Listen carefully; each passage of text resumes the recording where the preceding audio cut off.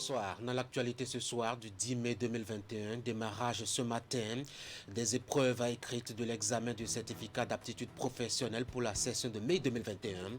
6 811 candidats répartis dans 16 centres sur l'ensemble du territoire national viennent de passer leur première journée de composition. Statistiques de l'examen cette année et images et propos de lancement ce matin à suivre dans cette session de l'information du soir.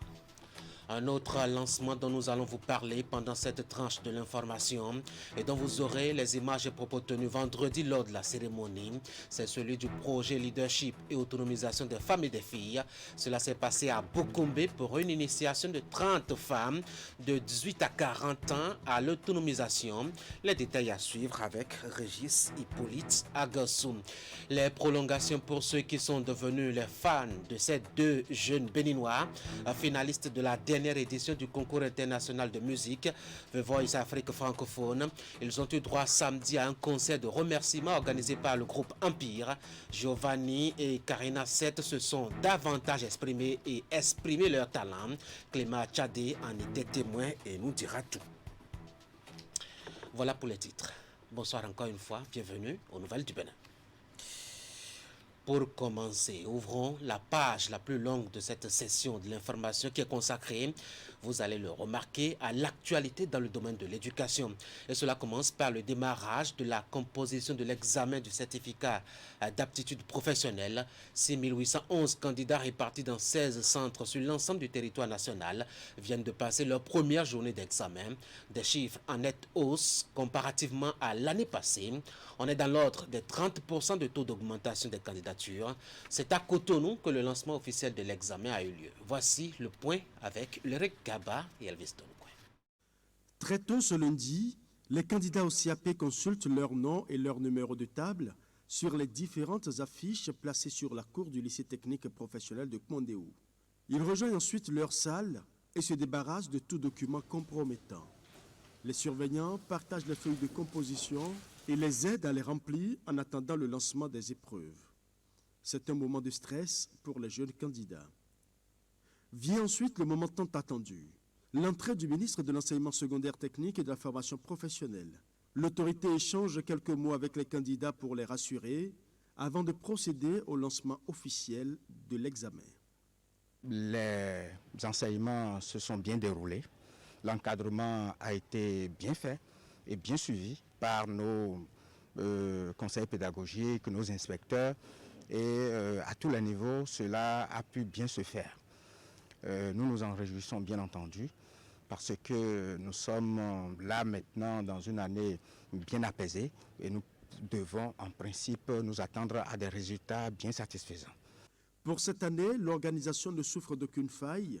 Les responsables à divers niveaux ont pris toutes les dispositions pour que l'examen se déroule sans difficulté. Cet examen se déroule dans 4 options. Option des sciences et techniques industrielles, option de l'enseignement familial et social. Nous avons aussi l'option des sciences des métiers d'art, sciences et techniques des métiers d'art. Donc l'examen se déroule donc dans toutes ces options-là avec plusieurs filières. Nous avons au total 6 811 candidats sur toute l'étendue du territoire national et je rappelle que l'examen se déroule dans 16 centres sur toute l'étendue du territoire national. Comme d'habitude, et cette fois-ci beaucoup plus d'avantages parce que la politique du gouvernement consistant à inciter nos concitoyens vers l'option de la formation technique et professionnelle a véritablement donné un impact concret cette année parce que l'effectif inscrit a connu une augmentation très forte, ce qui nous a contraints à nous surpasser au niveau des dispositions à prendre pour réussir l'organisation. C'est le lieu pour l'autorité de rappeler les différentes réformes amorcées par le président Patrice Talon et son gouvernement pour améliorer non seulement la qualité de l'éducation au Bénin, mais aussi orienter les jeunes apprenants vers une formation en adéquation avec les besoins de l'emploi. Nous avons aussi procédé à la relecture et à la réécriture des nouveaux curricula de formation et pour vous dire que le gouvernement se prépare pour que d'ici 2023, nous puissions non seulement avoir ceux-là qui vont enseigner dans ce sous-secteur, les programmes d'études qui doivent être complètement remis aux normes, de même que les infrastructures qui doivent être des infrastructures nouvelles avec des équipements nouveaux pour la relance de ce sous-secteur. Cette opération donne ainsi le top à la série des examens de fin d'année. Du côté des candidats au CAP 2021, toutes catégories confondues, c'est le moment de prouver que les notions acquises depuis quelques années sont bien comprises et maîtrisées.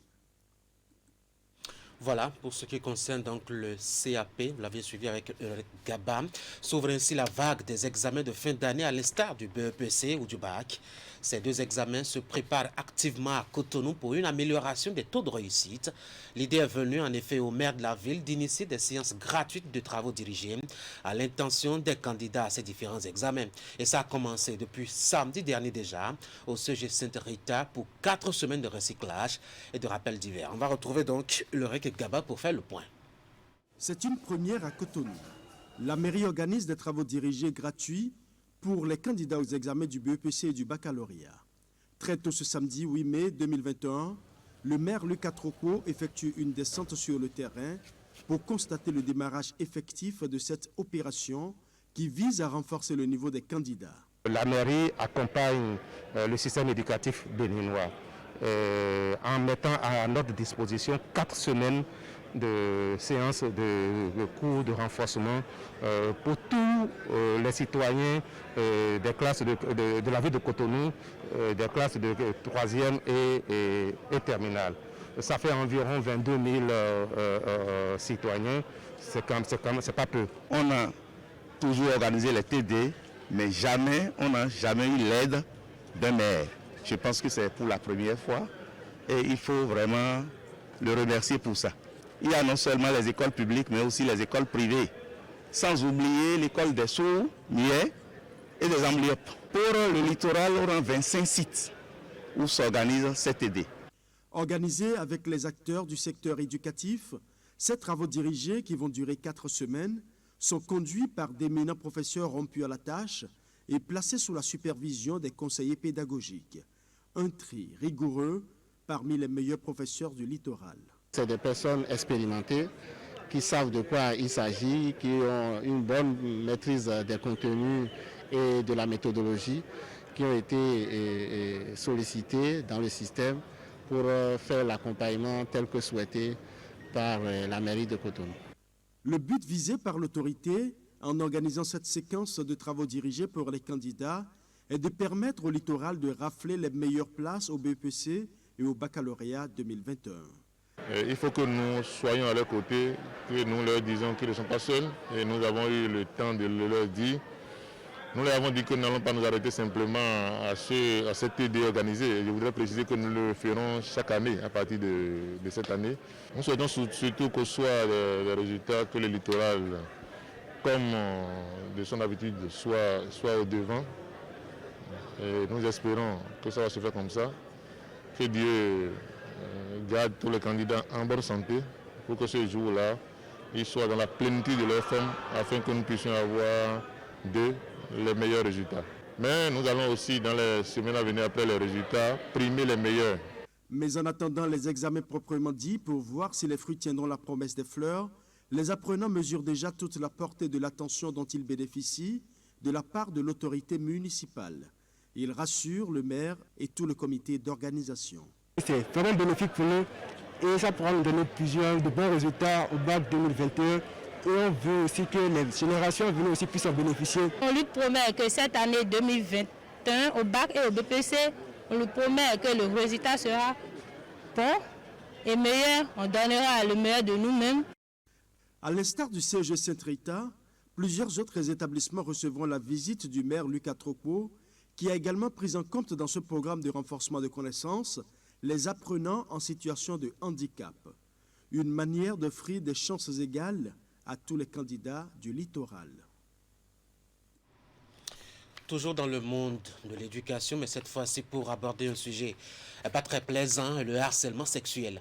Une récente étude a révélé, vous vous rappelez certainement, des statistiques qui ne font pas une honorable place aux universités du Bénin.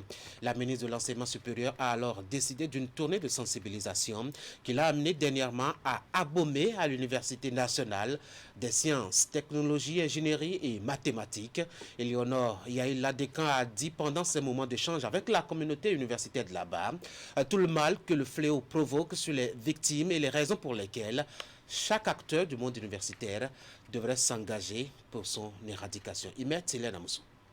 Le phénomène s'observe dans plusieurs secteurs. Il est également présent dans le système éducatif béninois. Dans les collèges, lycées, centres universitaires et universités, le harcèlement sexuel est toujours d'actualité. Démarrée il y a quelques mois, la tournée de sensibilisation a conduit ce jeudi la ministre de l'Enseignement supérieur et de la Recherche scientifique à l'Université nationale des sciences, technologies, ingénierie et mathématiques d'Abomey face aux étudiants, personnel administratif, de soutien et aux enseignants.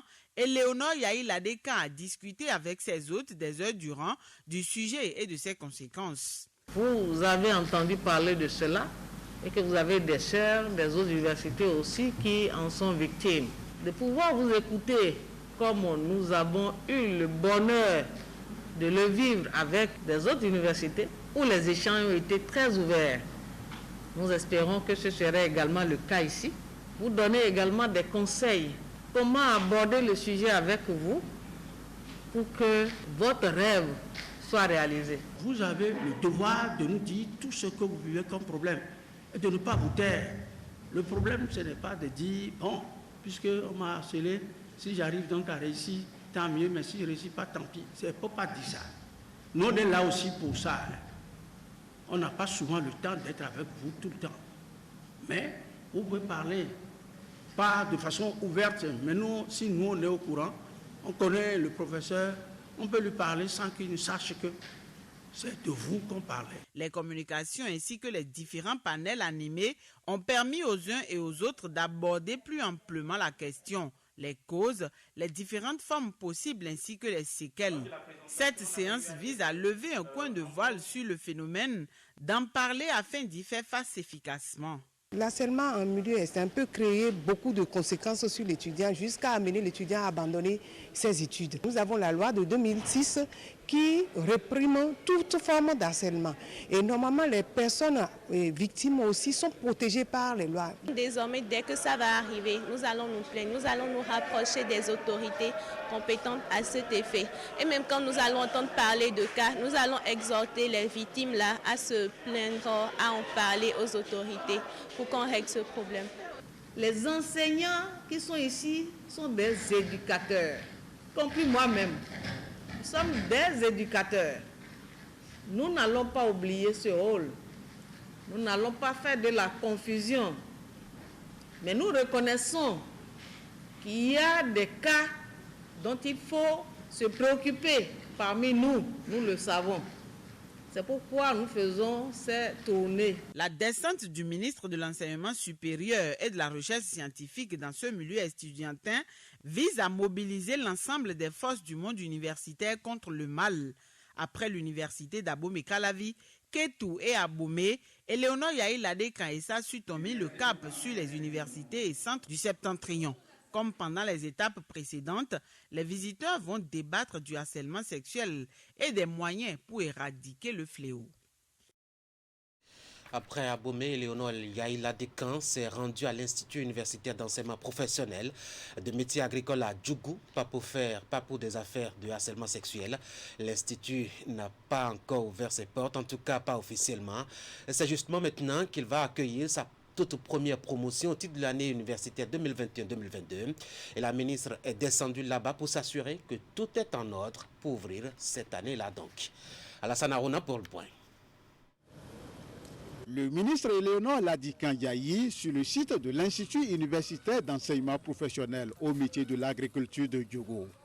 À la tête d'une forte délégation de son département et accompagné du maire de la ville, le ministre de l'Enseignement supérieur et de la Recherche scientifique est venu constater l'état d'avancement des travaux sur ce site qui va accueillir dès la rentrée prochaine une nouvelle génération d'étudiants. Après une brève présentation du dit centre, l'autorité ministérielle a visité les différents compartiments de cette entité universitaire. Nous sommes donc sur ce site parce que nous avons un centre donc universitaire d'enseignement professionnel et il est question de venir voir à quel niveau nous en sommes. On a vu les infrastructures qui sont vraiment très bien faites. On a vu justement les sites qui vont constituer la ferme et nous avons avec M. le maire également apprécié l'implication des autorités locales et ça c'est une donne très importante. Les mobiliers, tout ça c'est là, le recrutement des personnels des UEP, ça va se faire également. Donc globalement, nous sommes venus trouver que le travail a bien avancé.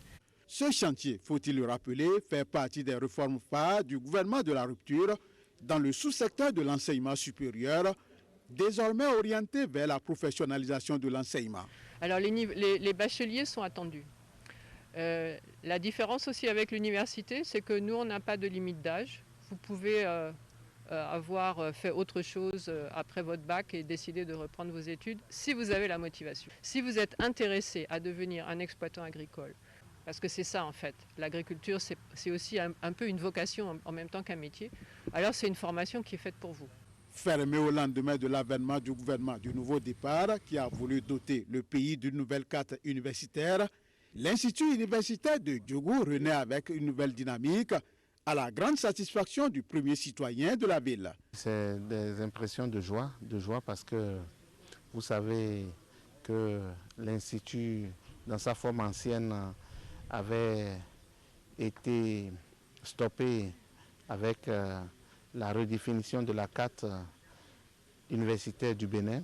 Nous avons pensé que la commune n'allait plus retrouver cela, mais vous constatez aujourd'hui avec la visite de Madame la ministre et de toute son équipe que c'est un bonheur qui se prépare pour la commune de Djougou.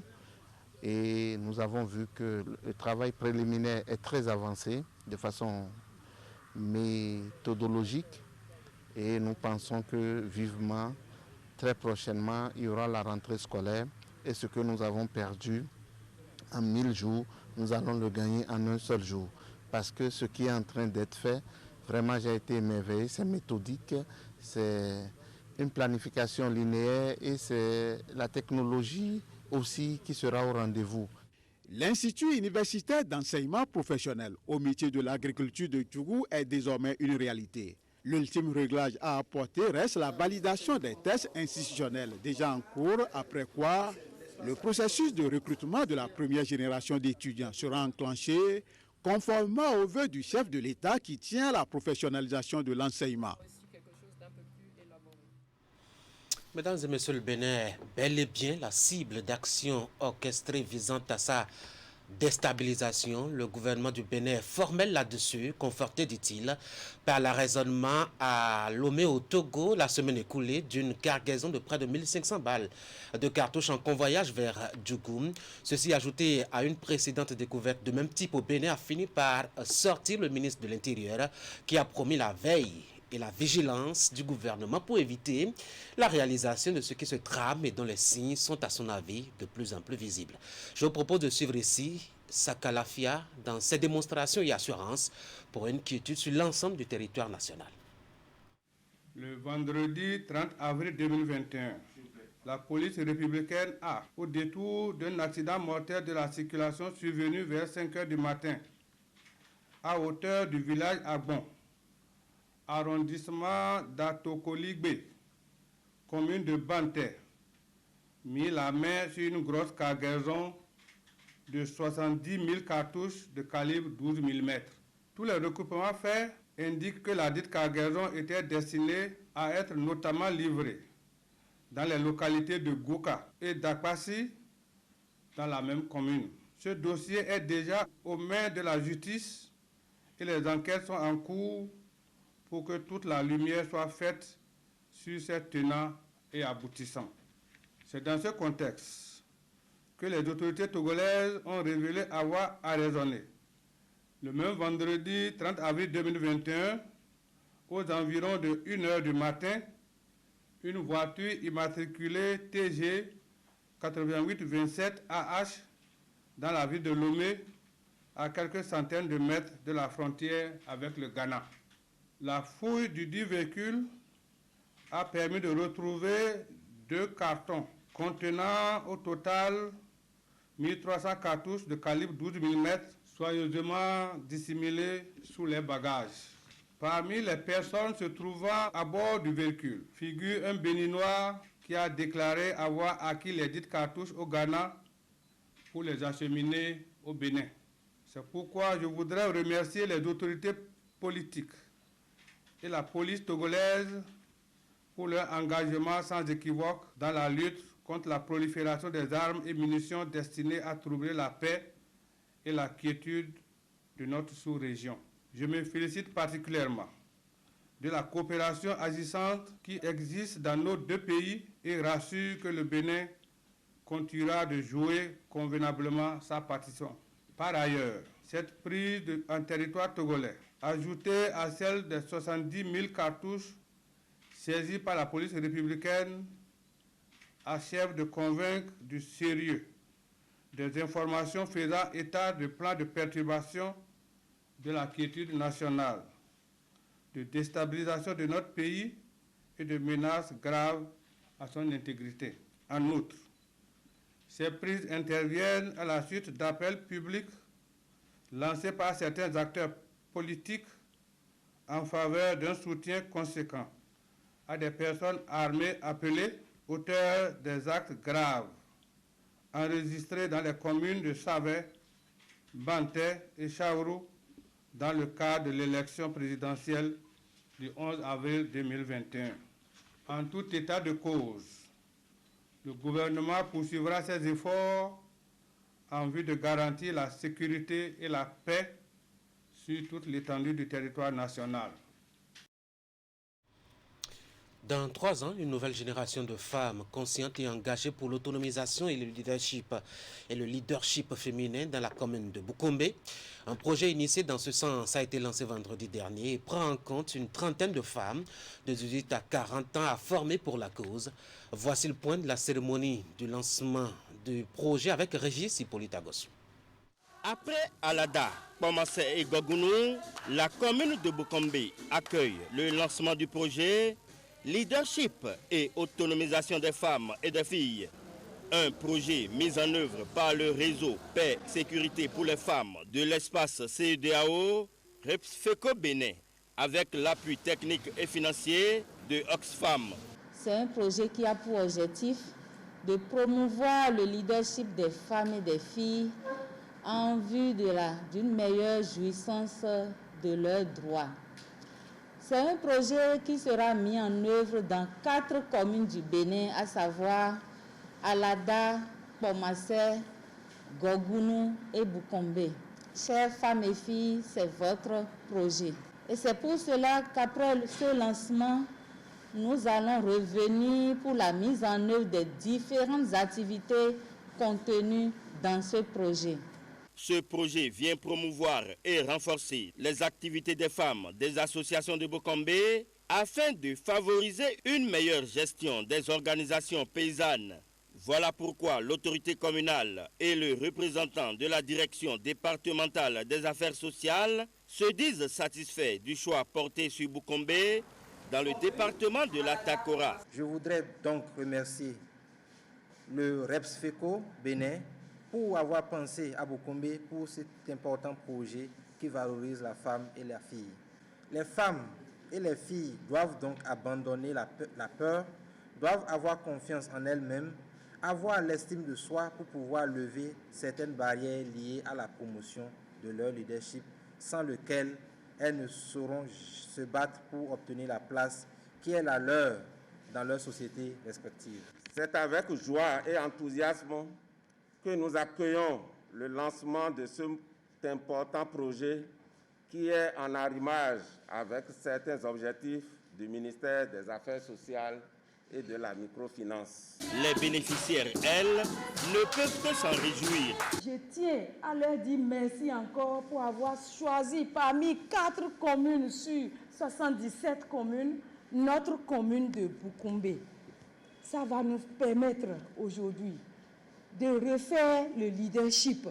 Vive les femmes de Boukoumbe, pour que vive notre projet de formation des femmes dans le leadership et l'autonomisation des femmes et des filles. À la fin du projet qui durera 3 ans, 120 femmes de 18 à 40 ans, dont 30 de Boukoumbe, auront reçu des notions de leadership, de citoyenneté et des techniques de communication. À leur tour, elles devront relayer les formations dans chacune de leurs organisations. Ouvrons maintenant la page religion de ce journal. Vous le savez, cela fait un bout de temps maintenant que les musulmans du Bénin ont abordé le mois de Ramadan de jeûne et de prière avec un tournant décisif engagé depuis le 2 mai dernier. En effet, cela marquait le début des 10 dernières nuits du mois consacré, période baptisée Nuit de la Destinée et consacrée exclusivement à l'adoration d'Allah. Alors, comment cela se passe-t-il dans la nuit? Rafatou Amadou et Assiongmo Kanye ont cherché à savoir. Voici ce qu'ils ont rapporté. Le dimanche 2 mai marque le dernier virage du mois de Ramadan. Une date qui désigne les 10 derniers jours du mois béni de Ramadan, encore appelé la nuit de la destinée, et consacrée exclusivement à l'adoration d'Allah par les musulmans. Les fidèles sont appelés à faire preuve de concentration afin de bénéficier des privilèges de ces 10 dernières nuits. La nuit de la destinée, Dieu le Tout-Puissant l'a expliqué de 2 manières dans le Saint-Coran. Premièrement, il dit Inna anzalnahu fi laylatil mubaraka. Nous avons révélé le Saint-Coran dans la nuit pleine de bénédictions. Il a appelé la nuit de bénédiction. Et de l'autre côté, il dit Inna anzalnahu fi laylatil qadr. Nous avons révélé le Saint-Coran dans la nuit de la destinée. La nuit de la destinée, c'est la nuit où on écrit le destin de tout un chacun de nous pour l'année à venir. L'importance de la nuit de la destinée, d'abord, il y a parmi les gens qui nous ont précédés, quelqu'un qui a combattu dans le chemin d'Allah le Tout-Puissant, et Allah a montré la bénédiction et la récompense qu'il a fait à cette personne. C'est là que le prophète lui-même, il cherchait que le Tout-Puissant l'accorde pour son peuple. C'est là que le Tout-Puissant dit, bon, je vais vous donner une nuit dont l'adoration de cette nuit vaut la récompense de 1000 mois. 1000 mois veut dire 83 ans comme ça. Qui adore son Seigneur dans cette nuit, il a la récompense de l'adorateur qui a adoré son nom pendant 1000 mois.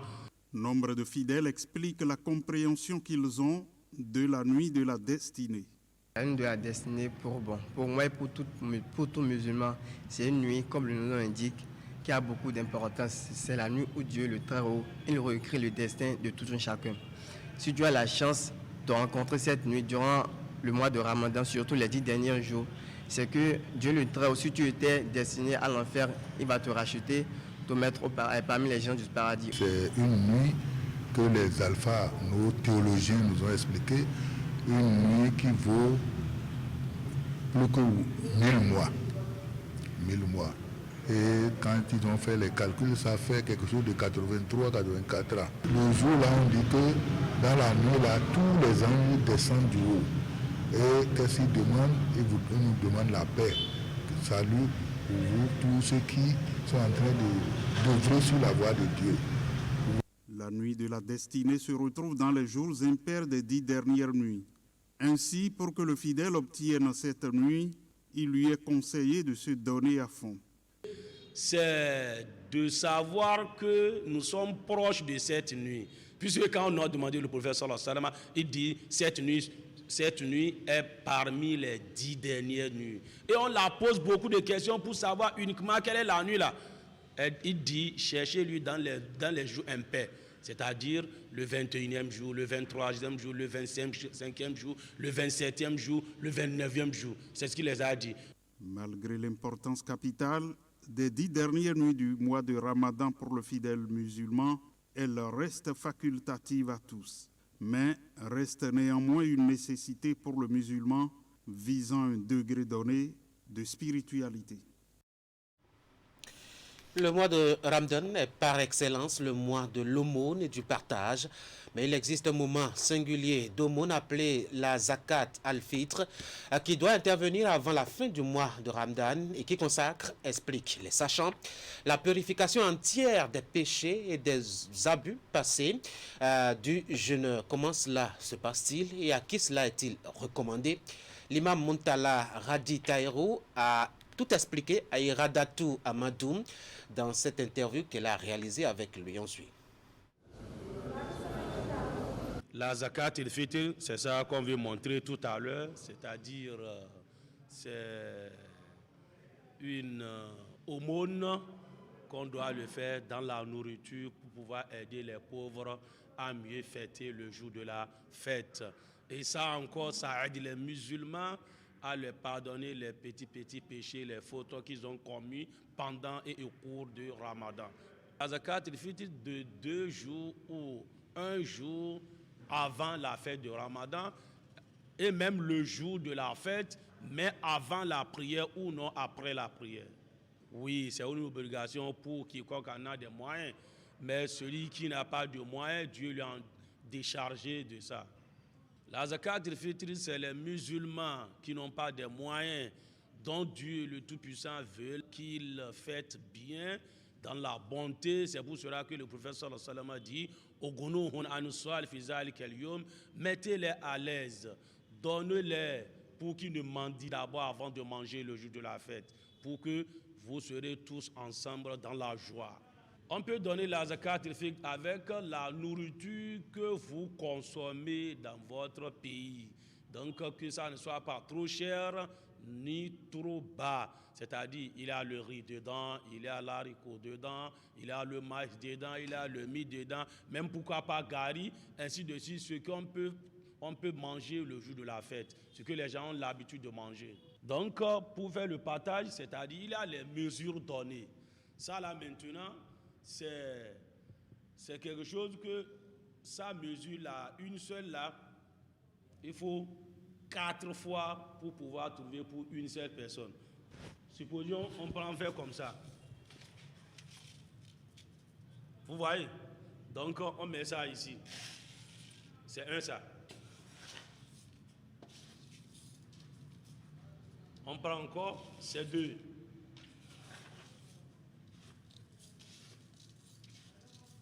On prend encore, c'est 3.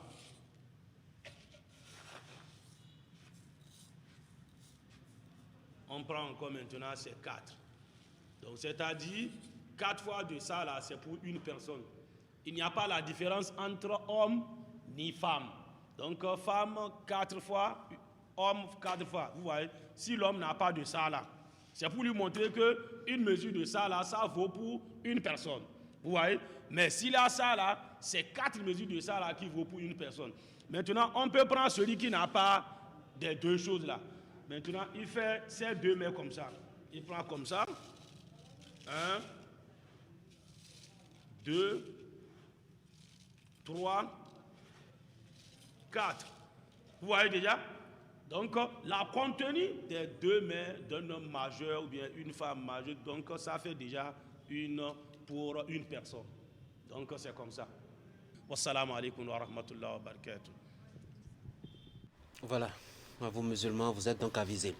Je vous l'ai dit et je vous le répète à nouveau, ce mois chez les musulmans est un mois de partage et à Djougou, les personnes en situation de handicap des communes de Djougou et environ, notamment Kopargo, ont reçu vendredi des sacs de riz et des bidons d'huile. Cela vient de l'association Al-Fataka qui veut par là permettre à ceux qui n'en ont pas ou n'en ont pas suffisamment d'en disposer pour tout au moins ce mois.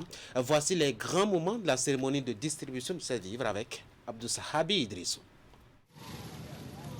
En cette période de Ramadan, mois de solidarité, de partage et de communion, l'association Al-Fataka au service de la communauté ne cesse de multiplier ses œuvres sociales au profit des couches défavorisées.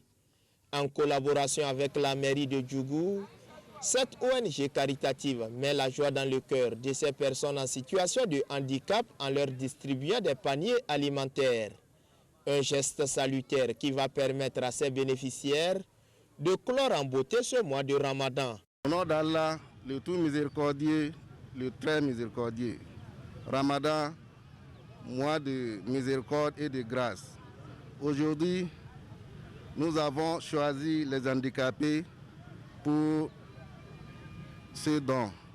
Chers bénéficiaires, disons merci à Allah, ensuite à notre partenaire Al-Hidayah de Koweït, qui est toujours placé à transformer nos rêves en réalité. Cette donation réjouit à plus d'un titre, aussi bien les bénéficiaires directs que les autorités politico-administratives. Elle vient démontrer une fois de plus l'engagement de cette association à accompagner les démunis au cours de ce mois sacré. Nous sommes vraiment reconnaissants et cela nous va droit au cœur parce que l'acte, c'est un acte salvateur qui pourra nous permettre de continuer le mois béni et sans tant soit peu reconnaître que nous sommes les démunis. Parce que nous allons continuer ce mois-là, tout comme si vraiment nous sommes au même pied d'égalité que les autres. Je voudrais, au nom du maire et de tout le conseil communal, remercier tous les membres de l'association islamique Al-Fataka et remercier également du fond du cœur leurs partenaires koweïtiens. Parce que depuis des années, Al-Fataka ne fait que des œuvres sociales. Un bravo à l'association pour avoir sélectionné cette couche de près de 100 personnes. Nous tenons à remercier leurs partenaires, les partenaires de Koweït et tous ceux qui se sont mis à la tâche pour que ces personnes les plus délaissées soient prises en compte dans ce mois de Ramadan. L'épanouissement des couches démunies, Al-Fataka en fait son principal objectif. Un objectif qu'elle cherche à atteindre en multipliant des actions dans plusieurs domaines. Un dernier élément pour finir ce 19h30. Ils ont perdu la finale du concours international de musique The Voice Afrique francophone, mais ils n'ont rien perdu de leur superbe ni de leur voix. Et cela, Giovanni et Karina Sen, vous les connaissez déjà. Ils ont représenté le Bénin à ce concours. Et cela, vous disais-je, ils l'ont démontré lors d'une soirée concert de remerciements qu'ils ont tenu pour dire merci donc aux Béninois qui les ont fortement soutenus pendant la compétition. Ça a donné beaucoup de chaleur, de ferveur et surtout de redécouverte des talents immenses de ces deux ambassadeurs. Clément Achadi.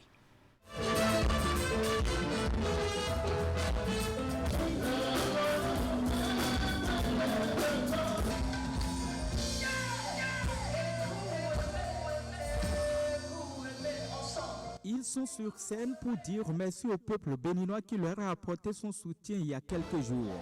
Karina Sen et Giovanni, deux talents de la musique qui ont révélé le Bénin au monde à l'occasion de la compétition des Voice Afrique francophone édition 2021. Un concert de remerciements organisé par le groupe Empire et le gouvernement du Bénin. Sur scène et devant un public averti fortement mobilisé ici à ce haut lieu de spectacle concerto, les deux icônes ont fait vibrer des milliers de Béninois qui avaient soif de leurs prestations. On a envie de remercier le peuple béninois, on a envie de remercier tous ceux qui nous ont accompagnés. Et le moyen d'expression de nos artistes, c'est la musique. Donc on s'est dit faire un concert pour remercier tous ceux qui nous ont soutenus, tous ceux qui ont soutenu tous les 9 candidats qui sont allés et surtout les 2 finalistes. Très belle aventure, plus de 1000 vidéos reçues. On a sélectionné 10 au Bénin. Les 3 premiers sélectionnés au Bénin étaient les 3 premiers à The Voice. Donc pour nous, le trophée est pour nous. Le premier béninois était le premier avant de partir. Donc on a de la qualité au Bénin. Tous les talents ont fait vraiment un parcours exceptionnel. Et nous remercions vraiment ces talents-là qui ont fait briller, qui ont révélé vraiment le Bénin au monde entier. Il y a beaucoup de choses qui arrivent. Il y a Bénin Star Tour qui arrive. Il y a The Voice édition 3 aussi qui arrive. Donc tous ceux qui ont de belles voix, qui ont envie de s'exprimer, de montrer leur talent au monde entier, préparez-vous parce que la phase 4 va démarrer. Pour le ministre en charge de la culture, les 2 finalistes qui ont représenté le Bénin à cette compétition n'ont pas démérité et le gouvernement s'engage à suivre de près ces jeunes talents par son accompagnement.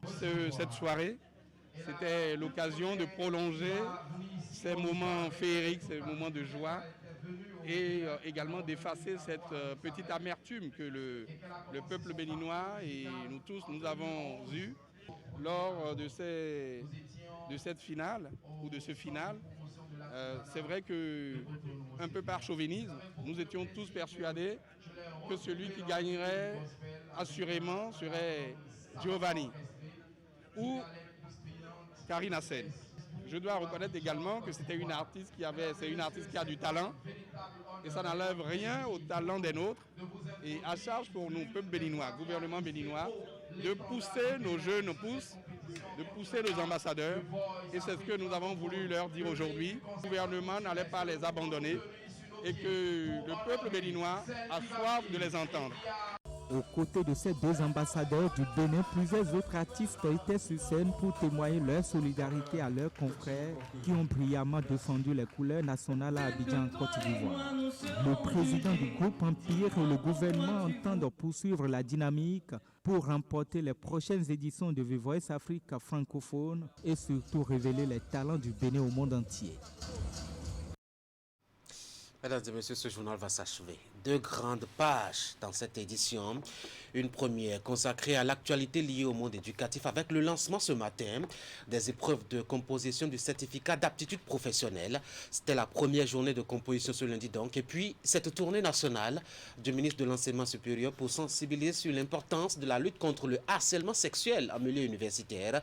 On a fait le tour. On est même allé jusqu'à Djougou. Bientôt s'ouvre un institut universitaire pour la formation au métier d'agriculture. La deuxième est purement religieuse, avec l'actualité dans le monde musulman.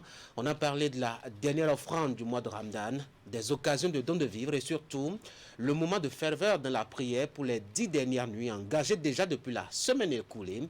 Grand tour d'horizon pour mieux savoir culture et religion. Voilà, c'est tout pour ce 19h30. Merci d'avoir été là. C'est une nouvelle aventure hebdomadaire qui commence ainsi. Nous allons nous voir demain à partir de 19h30 pour l'acte 2, si Dieu le veut, si vous êtes à Cotonou aussi. En attendant, passez de bons moments devant Canal 3 Bénin. Bonsoir à vous.